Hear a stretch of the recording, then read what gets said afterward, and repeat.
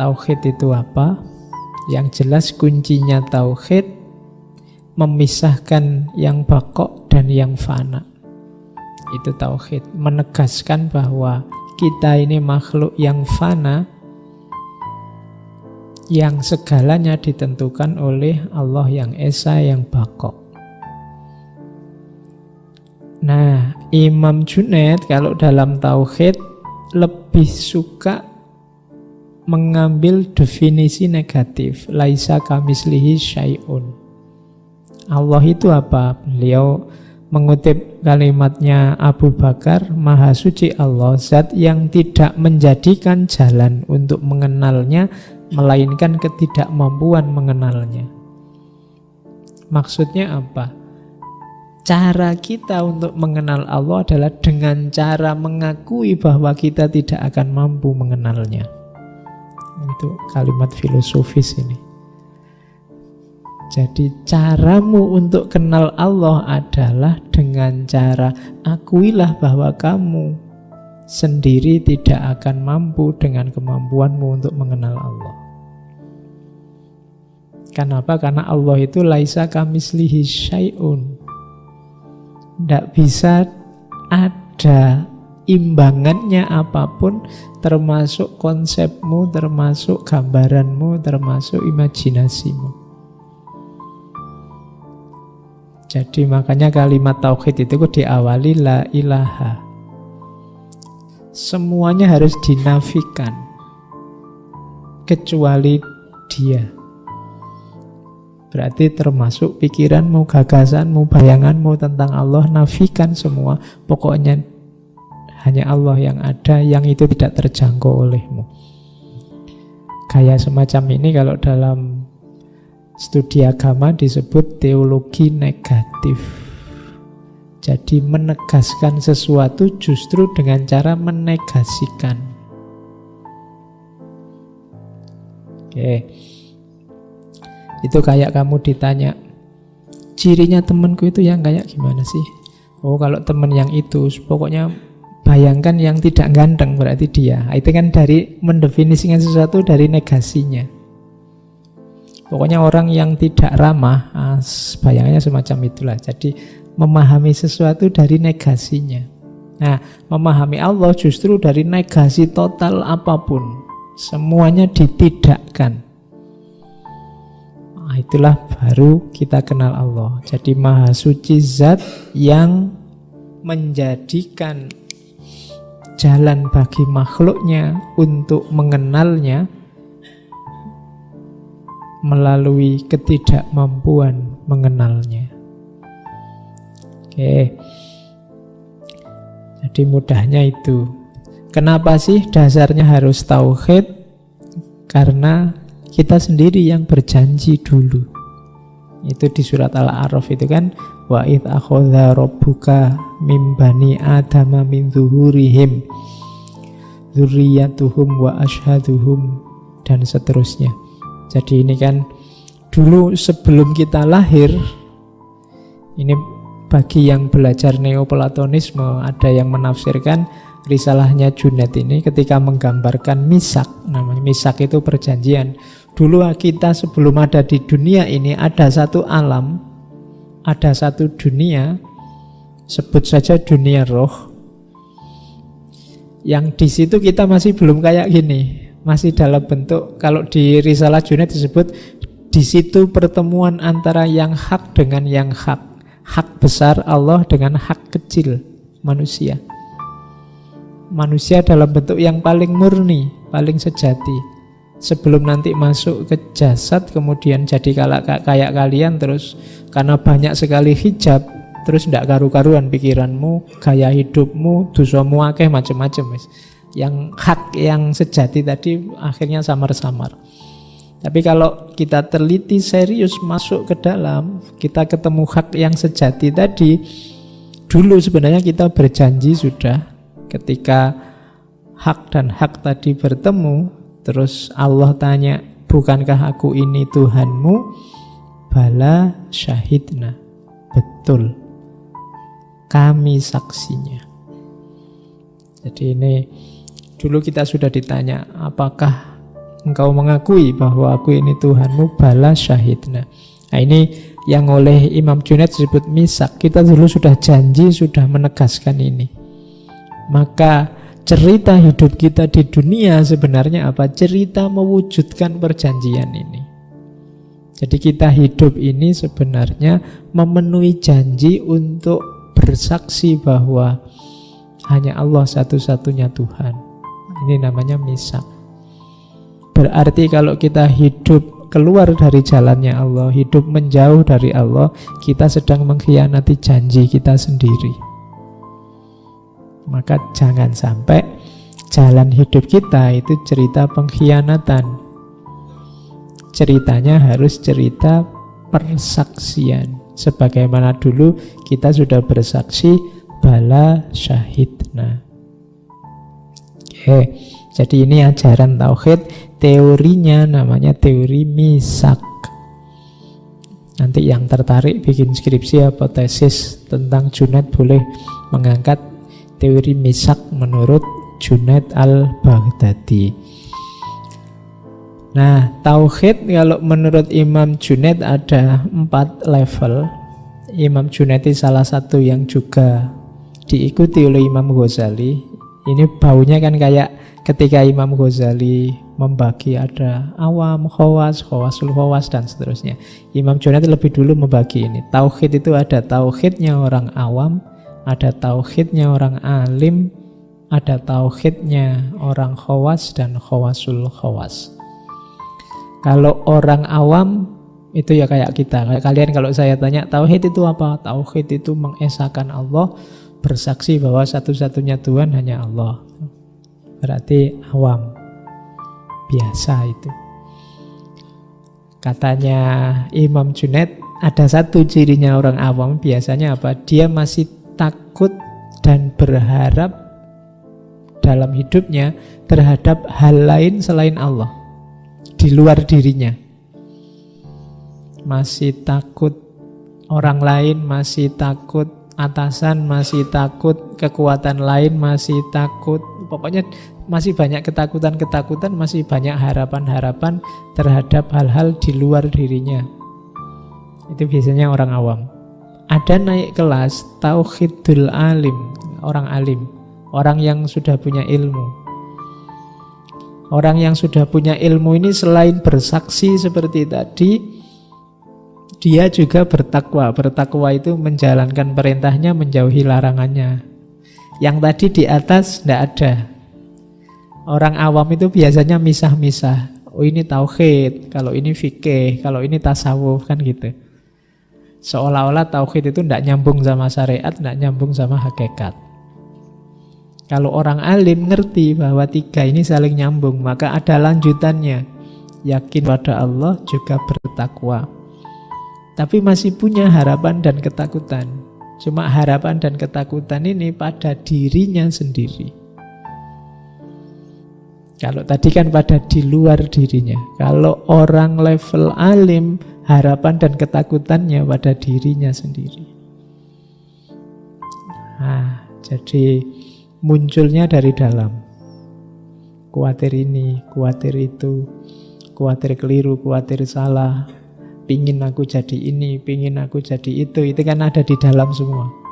Kalau tadi harapan dan ketakutannya di luar. Kalau orang awam pingin dibantu orang lain, pingin dekat sama orang itu biar dapat bantuan, pingin takut sama atasan karena dia yang gaji kita, terus ketakutannya di luar. Tapi kalau orang alim biasanya ketakutannya dari dalam. Orang pinter itu kan biasanya sibuk karpe dhewe, sumpek karena pikirannya sendiri. Itu alim. Mau apa saja mikir. Mau minum ini, kira-kira pantas enggak ya lagi ngomong gini minum. Pikirannya macam-macam. Nah, itu alim. Kalau orang awam pengen minum ya minum aja, pengen ke belakang ya ke belakang aja. Enggak pakai macam-macam, tapi pertimbangannya banyak kalau alim itu. Nah, sekarang jadi awam aja.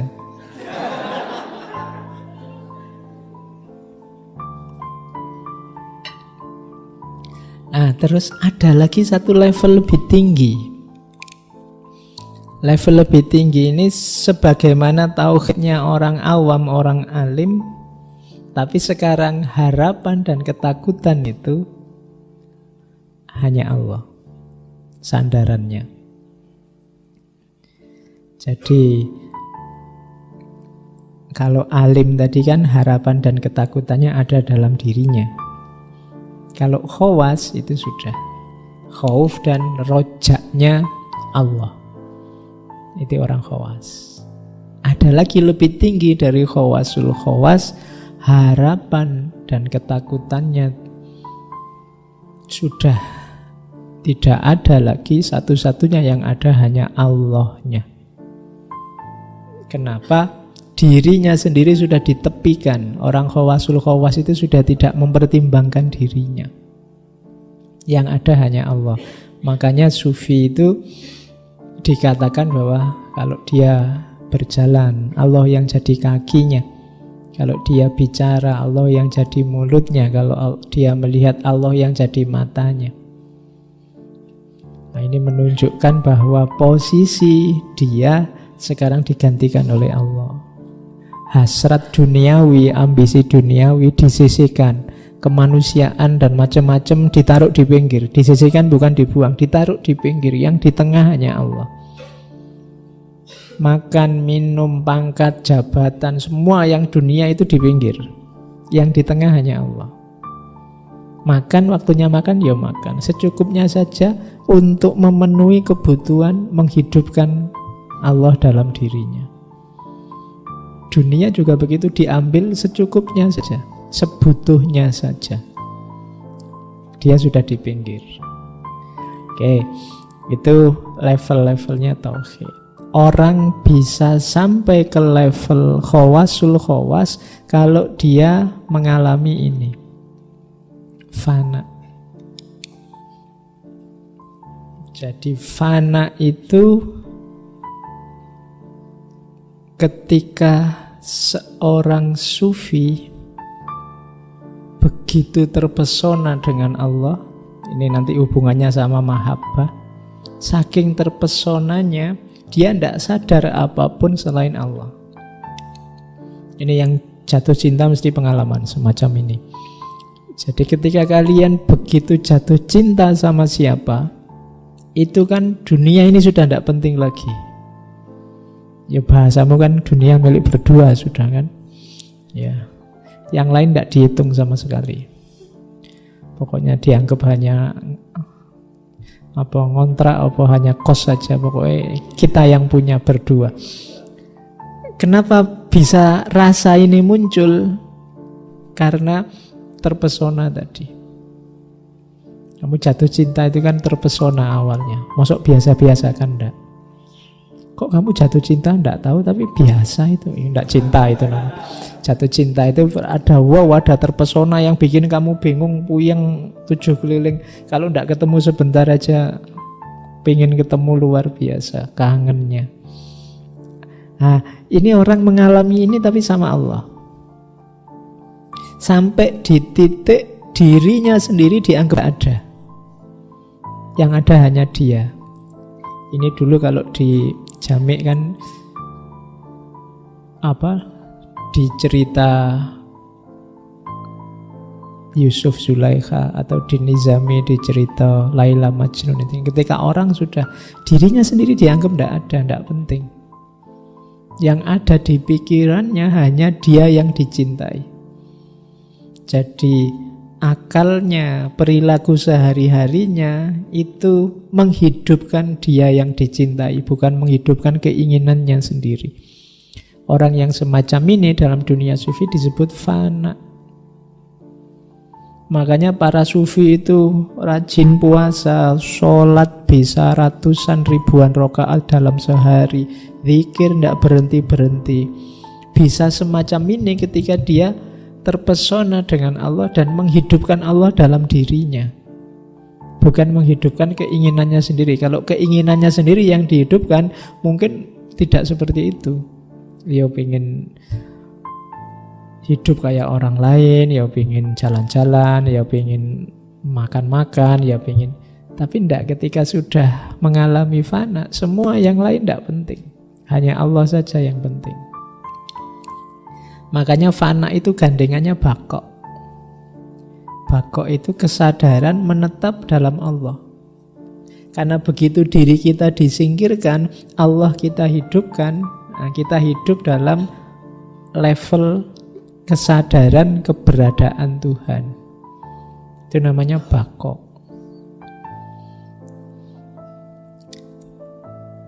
Nah, fana itu kalau menurut Imam Junaid ada step-stepnya. Step paling awal adalah ketika orang ingin sesuatu tapi dia kekang, atau melakukan sesuatu padahal sebenarnya dia tidak ingin. Nah, ini level fana paling dasar.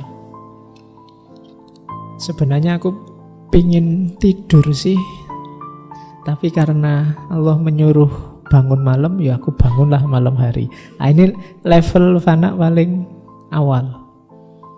Jadi melakukan sesuatu yang sebenarnya kamu tidak ingin, dan menghindari sesuatu yang sebenarnya kamu ingin. Kalau boleh sih puasa Ramadan itu mbak ya jangan pagi sampai maghrib, dibalik aja lah maghrib sampai subuh gitu kan, lebih enak.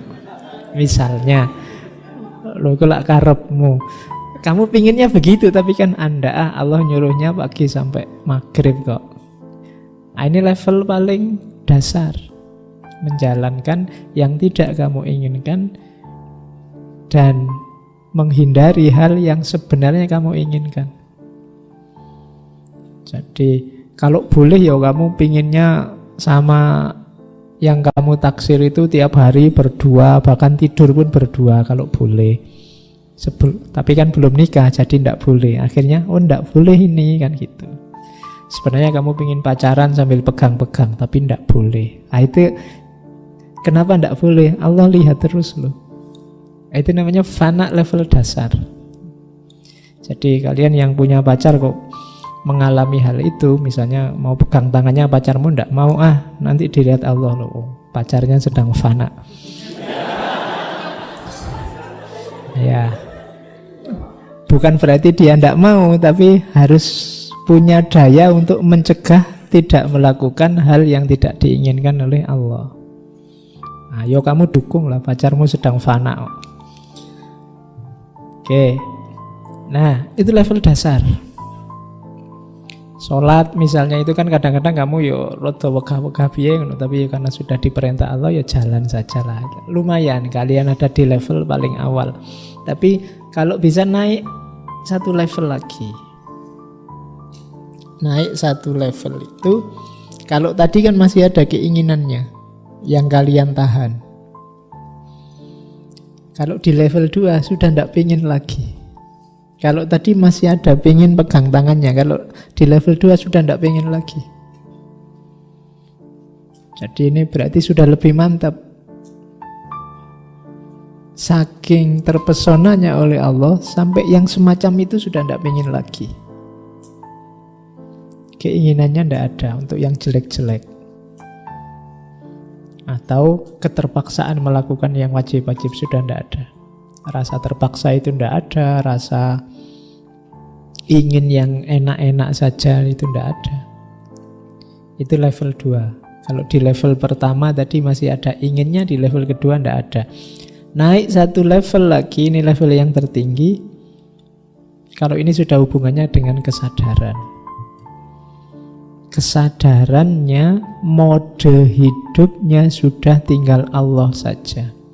Ini yang definisi utuhnya fana itu ada yang di level 3 ini. Jadi hidup dengan kesadaran Allah. Kalau sekarang kan kita ngaji, kita jalan-jalan, kita makan, minum, kuliah, kerja, itu kan dengan kesadaran aku. Aku yang manusia, aku yang dosen, aku yang mahasiswa, aku yang pegawai, ini kan kesadaran aku.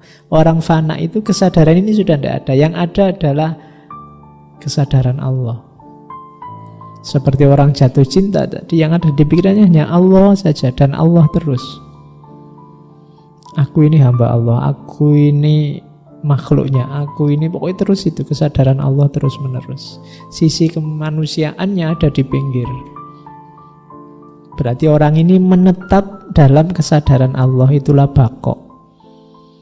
Jadi dari fana menuju bako. Inilah 3 rangkaian ajaran utama dari Imam Junaid: tauhid, fana, dan bako. Ajaran yang lain zuhud.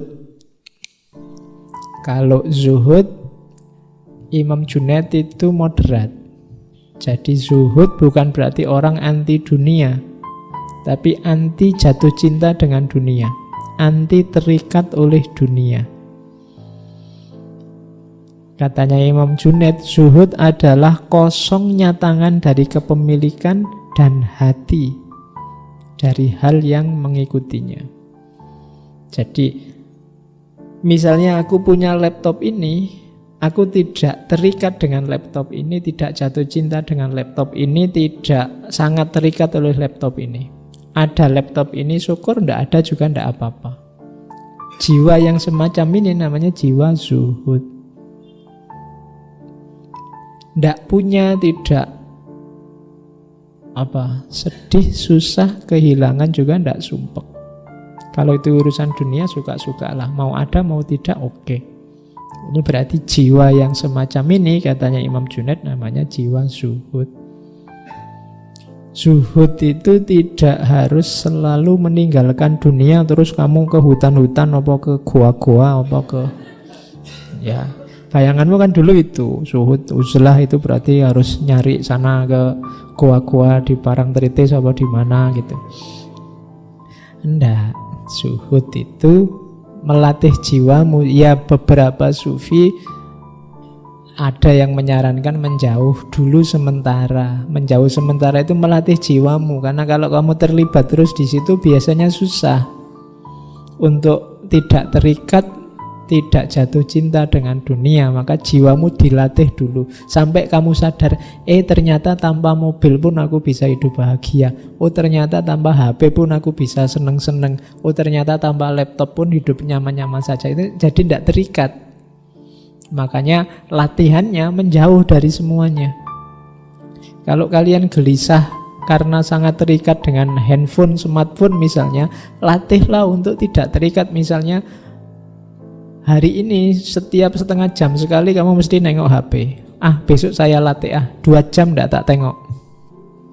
Kalau sudah sukses 2 jam nggak nengok, ternyata 2 jam nggak lihat HP juga tidak apa-apa. Itu ya tidak pilek, ya tidak batuk. Misalnya besok ditambahin lagi 4 jam, tambahin lagi setengah hari sekali lah. Nanti bilang ke teman-teman, ya saya buka HP cuma jam 12 siang sama jam 6 pagi misalnya. Jadi mohon maaf ya, kalau ada yang penting sekali telepon aja misalnya. Lama-lama kamu akan sadar, oh ternyata ya tidak harus selalu terikat. Apapun itu dunia bisa kamu begitukan. Kalau kamu sudah sukses tidak terikat oleh apapun, itulah namanya jiwa zuhud. Jadi bukan berarti meninggalkan dunia. Malah jangan sampai orang sufi itu menyusahkan orang lain karena tidak punya apa-apa. Ya punya apa-apalah, kerjalah. Katanya Imam Junaid, seorang sufi tidak seharusnya berdiam diri di masjid dan berzikir saja tanpa bekerja. Sehingga untuk menunjang kehidupannya, orang tersebut menggantungkan dirinya hanya pada pemberian orang lain. Tidak boleh, sufi tidak boleh minta-minta. Oke, jadi latihlah jiwa zuhud, tidak terikat oleh dunia, bukan berarti tidak memiliki dunia. Kamu punya, uang juga punya. Kalau mau sekedar makan enak, nongkrong di restoran paling mahal juga bisa, meskipun besok tidak punya uang lagi. Tapi bisa.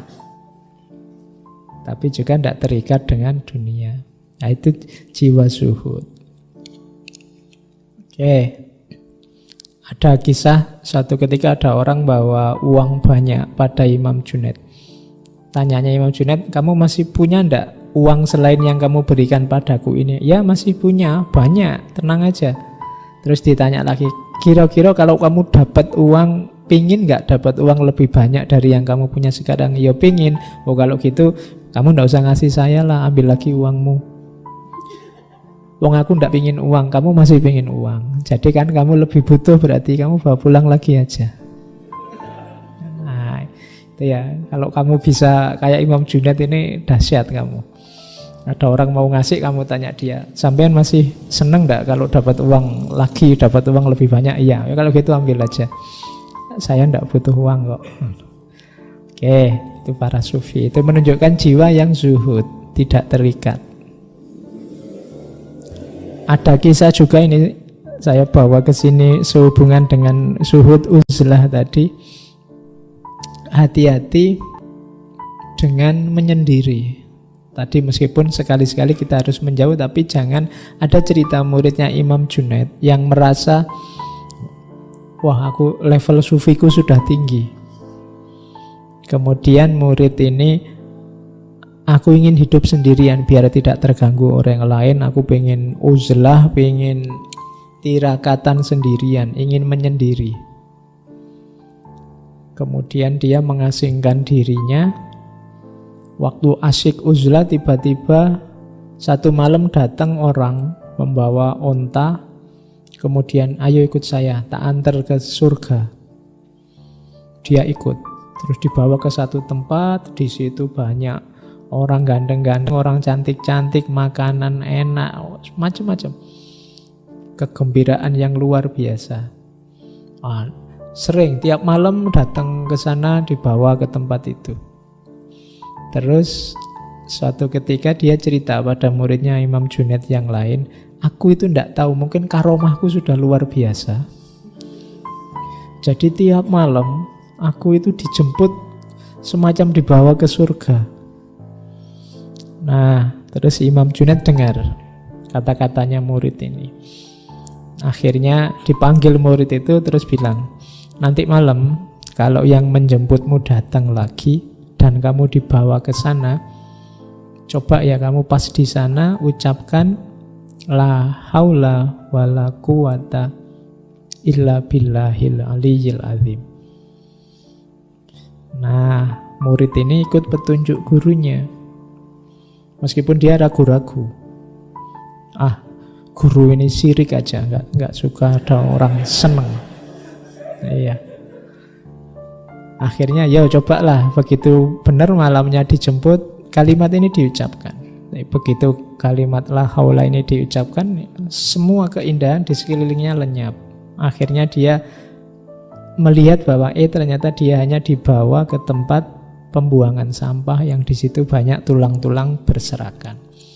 Jadi ini isyarat dari Imam Junaid, yo hati-hati juga kalau menjalani laku, menjalani tirakat. Harus ada pembimbingnya. Jangan jalan sendiri, hati-hati. Karena seperti di minggu lalu Imam Haris Al-Muhasibi, bisikan itu bisa dari nafsumu, bisa dari setan, bisa dari Allah.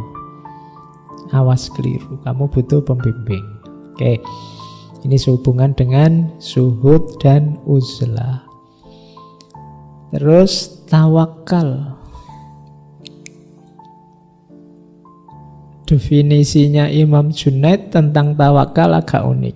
Tawakal adalah kesadaranmu bahwa engkau adalah miliknya Tuhan, seperti sebelum diciptakan, seperti sebelum engkau terjadi. Jadi kalau ingin tawakalmu sejati, kamu harus punya kesadaran seperti dulu kamu belum ada. Pas kita belum ada kan, kita tidak tahu kita jadi anaknya siapa, lahir di mana, kulit kita hitam apa kuning apa putih, rambut kita keriting apa lurus apa. Kita kan tidak tahu sama sekali, semuanya Allah yang menentukan. Dan begitu kita lahir dengan kondisi kita kan, kita terima apa adanya. Kamu kan tidak protes. Kok aku lahir di sini ndak balik lagi kan ndak. Semuanya yang milih kan Allah dan kita terima. Jadi jiwa seorang yang tawakal itu kembali pada masa sebelum kamu ada, sebelum kamu diciptakan. Sadari bahwa kamu itu sepenuhnya haknya Allah, miliknya Allah. Nah, kalau kita sudah punya level kesadaran ini, berarti kita bisa ada di level tawakal.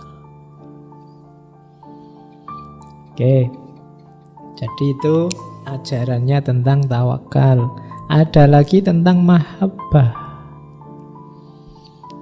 Kalau mahabbah itu gantinya sifat orang yang mencintai dengan sifat orang yang dicintai. Jadi orang jatuh cinta itu adalah orang yang merelakan dirinya lenyap dan menghidupkan yang dia cintai. Cinta sama Allah juga begitu. Makanya di antara wujudnya mahabbah nanti fana tadi. Kalau masih belum rela, masih ada ego, masih ingin menang sendiri, ingin mewujudkan keinginannya sendiri, sebenarnya level cintanya belum tinggi. Level cinta yang paling tinggi itu ketika lenyapnya diri kita, sifat-sifat kita, ganti dengan hadirnya yang kita cintai dengan sifat-sifatnya. Makanya sufi itu kalau sudah makomnya tinggi sering disebut mencapai takholak bi ahlakillah, berakhlak dengan akhlaknya Allah. Karakternya sudah karakter Allah, bukan lagi karakter manusia, karena yang karakter manusia sudah disingkirkan, kalah oleh kecintaan pada Allah. Nah, ini mahabbah. Berarti untuk ngecek kita ini sudah jatuh cinta beneran apa belum, itu diantara cirinya sifat-sifat kita ini coraknya ilahi atau manusiawi. Kalau masih banyak manusiawinya, ya sebenarnya kita belum jatuh cinta sama Allah, belum ada mahabbah. Terus kalau ini musyahadah, di antara ahwalnya seorang sufi adalah musyahadah. Musyahadah itu beda dengan melihat. Musyahadah itu menyaksikan tanpa keraguan. Kalau melihat itu kan biasanya ada jarak. Melihat itu kan saya melihat kalian, aku di sini, kalian di sana. Musyahadah itu adanya di dalam hati, menyaksikan. Aku yakin, aku tahu, pakai hati, tidak ke sana, karena adanya di sini. Jadi musyahadah itu kondisi jiwa seorang sufi yang menyaksikan kehadiran Allah dalam dirinya. Itu musyahadah. Jadi mungkin mata melihat keluar, tapi begitu mata melihat keluar, justru yang muncul di sini adalah Allah. Itu jiwa yang musyahadah. Melihat fenomena yang indah, misalnya kamu ke pantai, pantainya indah sekali ya. Yang muncul di kepalamu bukan pantainya, yang muncul di hatimu bukan pantainya, tapi subhanallah, Allah luar biasa dengan kekuasaannya. Lahirlah pantai yang seindah ini. Yang lahir Allah. Jadi itu jiwa yang musyahadah, selalu menyaksikan Allah dalam dirinya, apapun yang dilihat. Itu musyahadah. Ada orang cantik lewat, ya subhanallah. Subhanallah bukan nafsu loh ya, tapi asli ini musyahadah. Jadi hadirnya Allah dalam dirimu melihat apapun. Jadi jiwa yang terus menerus menegaskan kehadiran Allah dalam dirinya, itu musyahadah. Jadi orang yang musyahadah itu dari mulutnya, di antara cirinya itu ya keluarnya pasti namanya Allah. Meskipun yang dilihat dunia, yang dilihat alam semesta, mungkin lihat wajahmu, tapi ya keluarnya astagfirullah, Allahu Akbar, subhanallah, masya Allah. Itu spontan. Kenapa? Dirinya selalu musyahadah. Jadi salah satu ahwal itu berarti level hasil anugerah dari Allah, hasil daya upayamu. Allah memberikan kondisi jiwa yang sudah musyahadah. Jadi kamu mengalami apapun, melihat apapun, mendengar apapun, melakukan apapun, yang dalam dirimu muncul itu selalu Allah, tidak ada yang lain. Apapun selalu kamu sambungkan dengan Allah. Itulah kondisi jiwa yang musyahadah. Terus makrifat. Imam Junaid punya definisi yang berbeda tentang makrifat. Selama ini kan kita mendefinisikan makrifat itu kondisi jiwa yang tahu segalanya karena anugerah dari Allah. Makrifat itu adalah kondisi jiwa yang sadar akan ketidaktahuannya setelah dia mendapat anugerah pengetahuan dari Allah.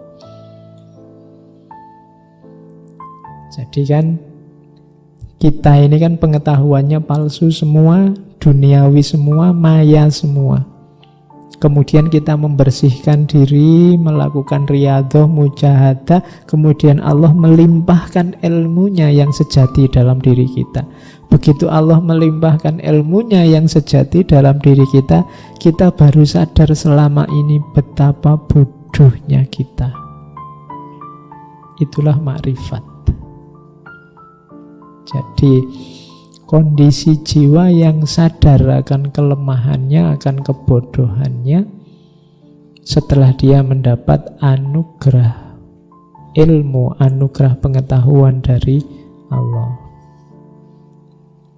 Kan ada juga orang yang oleh Allah diberi ilmu, diberi anugerah pengetahuan, tapi tidak muncul Allahnya kan. Muncul egonya, muncul kesombongannya, muncul. Berarti jiwanya belum jiwa yang makrifat. Kamu belajar terus paham, merasa wah pinter aku sekarang, masih ada akunya. Wah ngerti aku sekarang, masih aku. Jadi masih tidak memunculkan Allah. Nah, itu berarti kalian belum makrifat. Kalau sudah makrifat, itu dapat pengetahuan, justru yang muncul Allah dan kesadaran betapa lemahnya kita. Betapa kita ini tidak tahu apa-apa. Pengetahuan kita kan selalu pengetahuan yang terbatas, lokal, sejauh yang kita pahami, sejauh yang kita jangkau. Sementara pengetahuan dari Allah itu luas, tidak terbatas ruang, tidak terbatas waktu. Ketika Nabi Khidir membunuh seorang anak kecil, itu kan dengan pengetahuannya Nabi Musa yang terbatas dalam ruang dan waktu saat itu kejahatan. Tapi Nabi Khidir yang dapat ilham langsung, dapat wahyu langsung dari Allah, pengetahuannya meluas dari segi ruang dan waktu. Maka dia bisa melihat di masa depan anak ini adalah sumber bencana bagi orang tuanya, bagi lingkungannya. Maka dibunuh dia sekarang itu keuntungan untuk yang akan datang. Nah, ini pengetahuan semacam ini tidak bisa kalau hanya mengandalkan kita manusia. Butuh Allah. Nah, kesadaran semacam ini, kesadaran makrifat. Kalau hanya pakai Nabi Musa saja, ya ngertinya sekarang, di sini, saat itu, dalam situasi itu, maka membunuh anak kecil kejahatan. Tapi semakin luas ilmu kita, semakin menjangkau segalanya dari sisi ruang dan waktu, ternyata membunuh itu dimaknai sebagai kebaikan. Merusak kapal juga ternyata kebaikan ketika tahu di depan nanti kapal ini akan terancam dirusak dan dirampas oleh orang lain. Maka dirusak kecil dulu biar yang mau merampas tidak tertarik. Itu kan pengetahuannya melampaui ruang, melampaui waktu saat itu. Sementara kita manusia, pengetahuan kita tidak bisa keluar dari ruang dan waktu saat ini. Oke, itu makrifat namanya dalam pandangan Imam Junaid.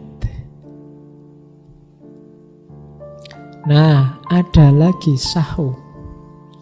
Ya. Kalau ini level yang berat sebenarnya bagi seorang sufi. Tadi kan level riyadhah semua, makrifat, musyahadah, macam-macam fana, baqo. Setelah kesadaran Allah ini beres, biasanya memang orang kembali lagi pada kesadaran sebelumnya. Namanya sahu, kembalinya seorang sufi pada kesadarannya yang awal setelah sebelumnya mengalami fana. Inilah saatnya untuk hidup yang sebenarnya dengan kebersihan hati hasil fana tadi di tengah masyarakat. Mungkin saatnya dakwah, saatnya menulis, saatnya mengajar, saatnya memberdayakan orang lain. Itu level sahu. Allah mengembalikan sufi kepada keadaannya semula agar dia dapat menjelaskan bukti-bukti dari rahmat Tuhan kepadanya. Inilah saatnya cahayanya ditampakkan pada orang lain. Makanya ada sufi-sufi di sekitar kita yang oleh Allah dibawa ke level ini.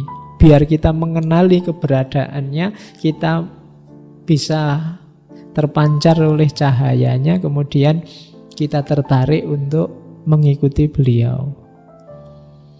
Cuma ini berat bagi sufi. Sufi itu lebih enak, tidak ada yang kenal. Makanya banyak sufi yang kalau dibongkar kesufiannya, beliau tidak berkenan. Karena begitu orang tahu dia sufi, akan sangat berat menjaga levelnya, level kedekatannya, level kebersihannya. Jadi kita harus berterima kasih pada para sufi yang mengizinkan dirinya dikenali, sehingga kita bisa belajar dari mereka. Ini perjuangan sangat berat bagi para sufi. Karena kalau tidak ada orang yang tahu, lebih mudah untuk menjaga kebersihan dirinya. Tapi begitu banyak orang yang tahu, dia akan berat. Nah, ini level sahu, makom sahu. Oke.